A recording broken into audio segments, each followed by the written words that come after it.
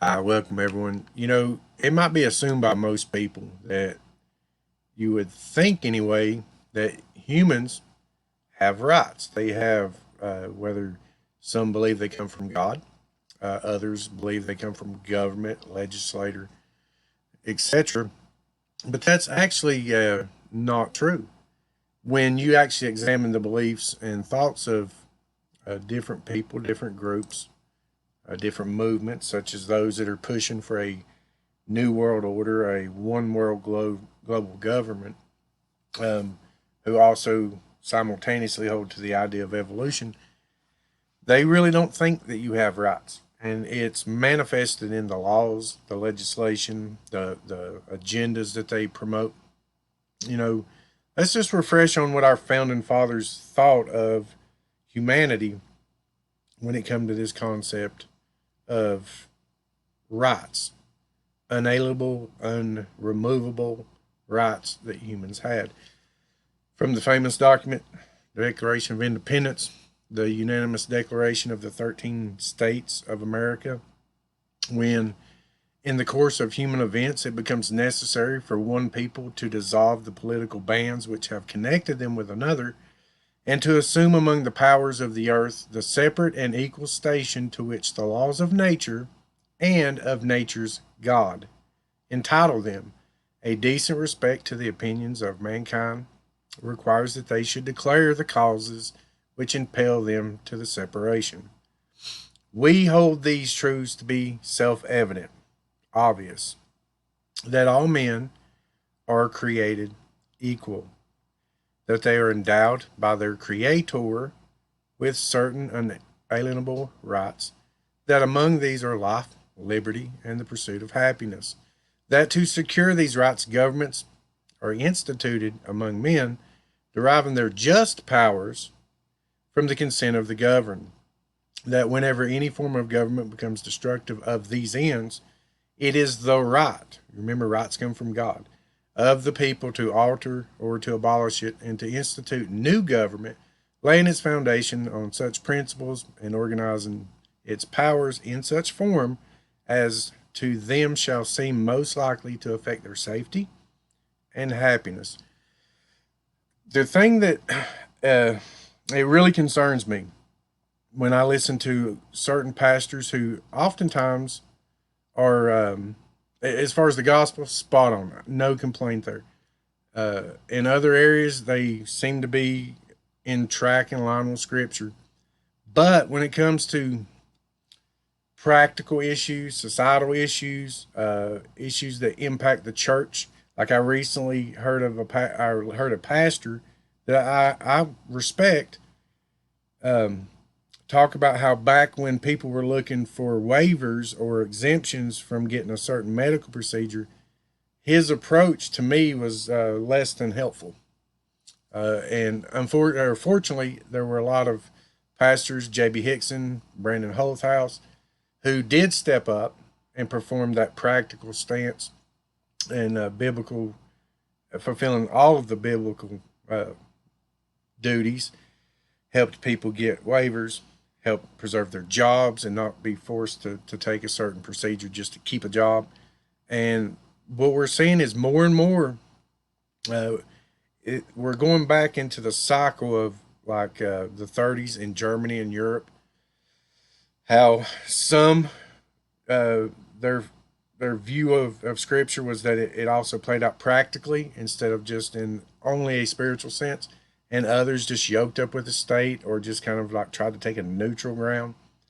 And we're seeing that again because this the stage setting for a global government is just, it's amazing how you can see the pieces coming together now, how quickly they're coming together now with digital currencies, people proposing treaties to give supernatural authority to unelected bodies, such as the WHO, for instance.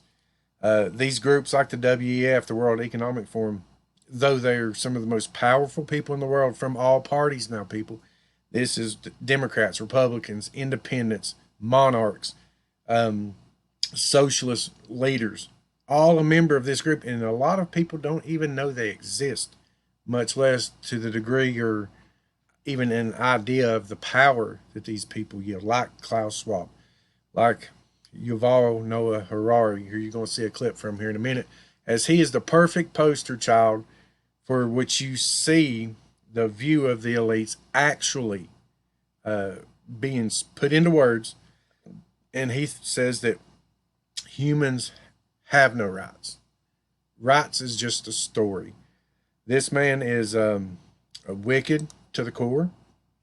This man is just ungodly, and Christians need to understand that human beings have absolute rights is the Christian biblical view granted to all humans by God himself. But this is not the view of the so-called global elites. Al Gore, the list just goes on, and you can tell the bi-party facade is just that. All of these people are working toward a one world order, a one world global governance to try to get it established, at which time, when it is in the future, and the Antichrist just has a plug-and-play system that he can just step right into as they hand the powers over to him. You see, the elites see you as an accident of nature, just an animal, no human rights at all, definitely not a unique creation made in the image of God. And these elites proudly follow through eugenics and laws and all their practices. The evolutionary-minded people, Hitler, for instance, everybody wants to call everybody Hitler. Study Hitler. Your Planned Parenthood, your eugenics movement, your Aryan special race, just purifying the race through selecting out that which is weaker.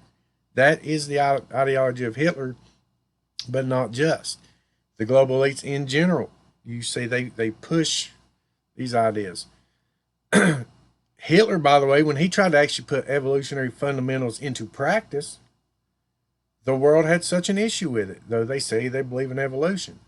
Because when you put evolution into practice and people see the bloodshed and people see that which is stronger just destroying and ravaging humanity and treating them like they have no rights, people all of a sudden want to get global. They want to get a global war going on over it.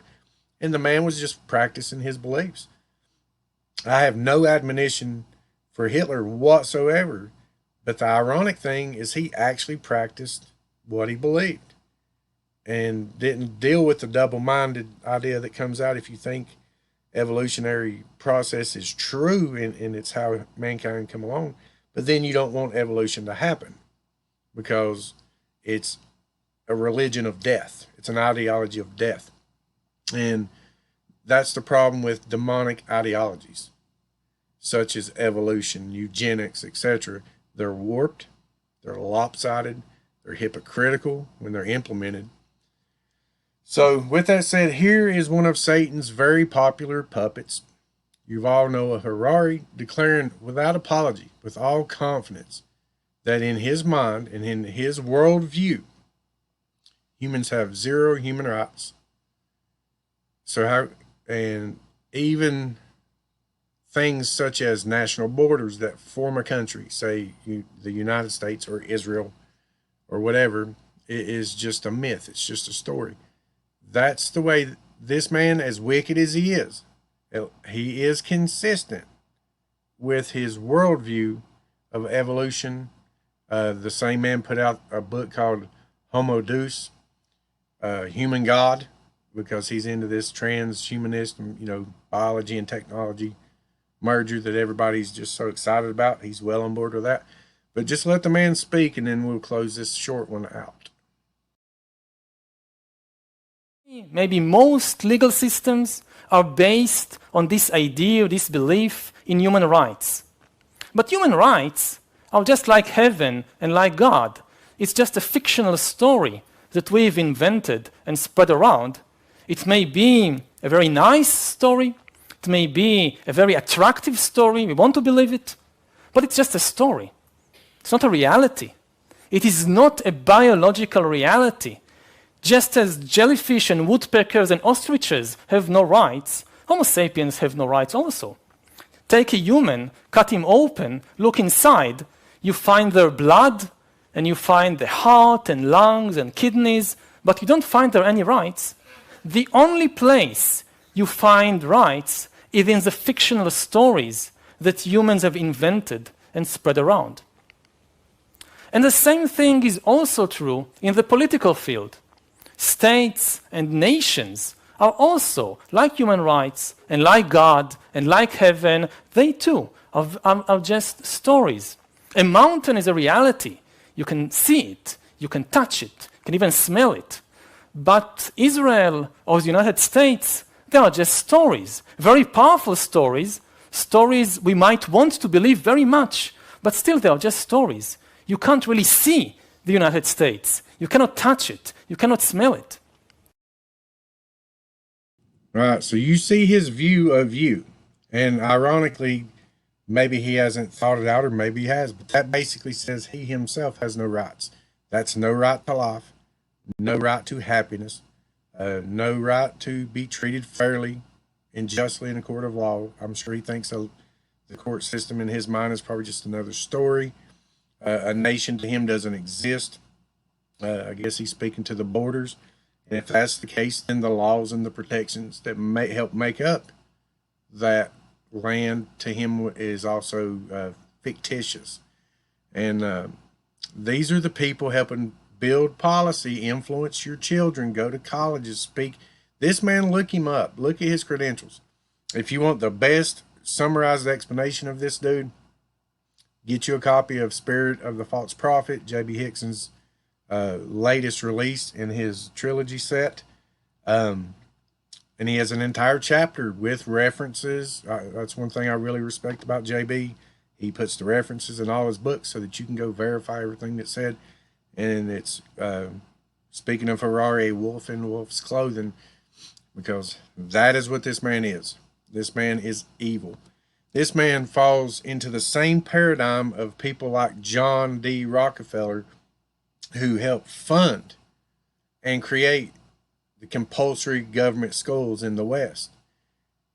To create he said he did not want a nation of thinkers.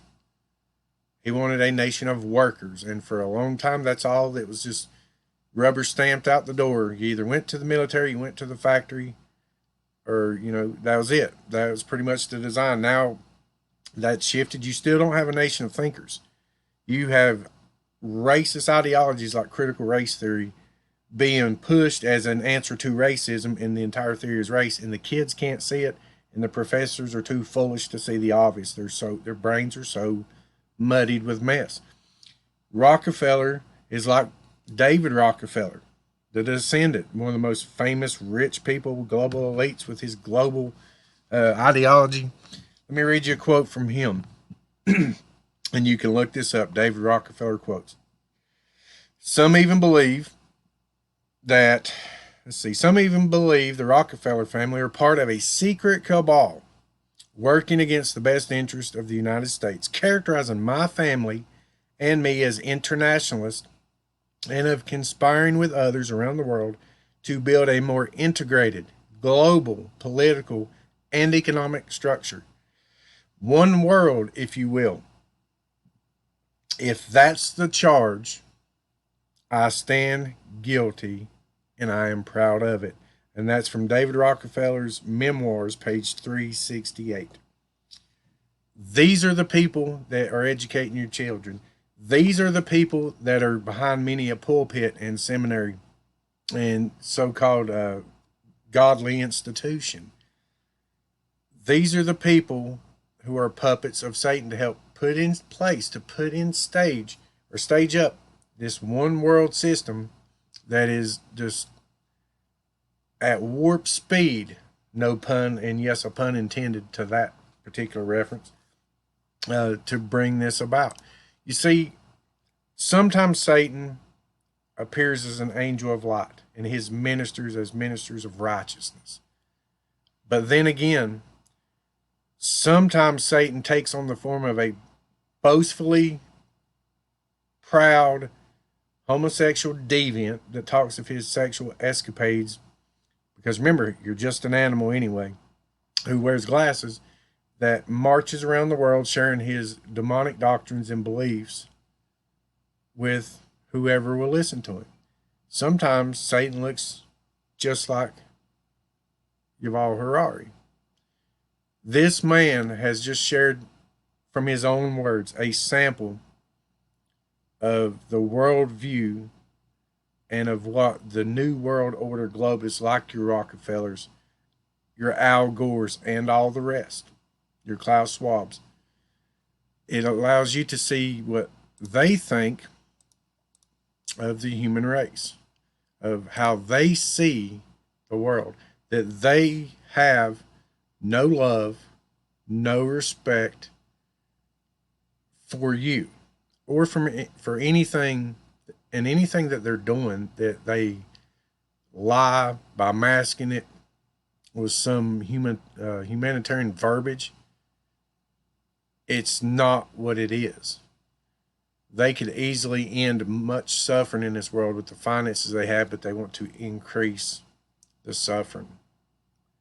That is the goal of these people. Remember, you have no rights. You're a jellyfish. Your cousin's a woodpecker. What are you? Just an animal. So act like an animal. But what you need to do is take them at their word. Don't be one of these believers or pastors that sit back and say, well, that's just a conspiracy theorist. I ain't got time for all that.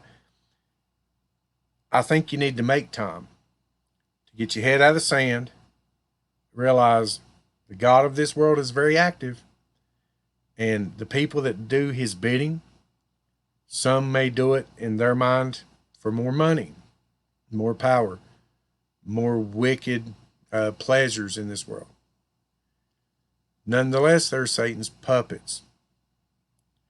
They see you as nothing more important than some animal that is hit on the highway and left to rot. That's who desires, these people are the ones that desire total control of the world. And they are working tirelessly to see it happen. These people that look at you like you're nothing but an animal, why would it bother them to chip you or experiment on you or anything else? You're no different than a beagle that you cut their voice boxes out and torture. They want to hack you. They believe they can hack you. They have ideas about what that pertains, but that's for another time. These people are doing Satan's bidding. These are the people influencing very important committees and groups throughout the world. So it wouldn't hurt to get to know them a little bit. And I know I've mentioned it before, and I briefly touched it on it a while ago. If you need a crash course to catch up quick and to get up to speed and have all the references so you can verify all these things yourself, get with Not by Works Ministries and get you a copy of Spirit of the Antichrist volumes 1 and 2 and Spirit of the False Prophet.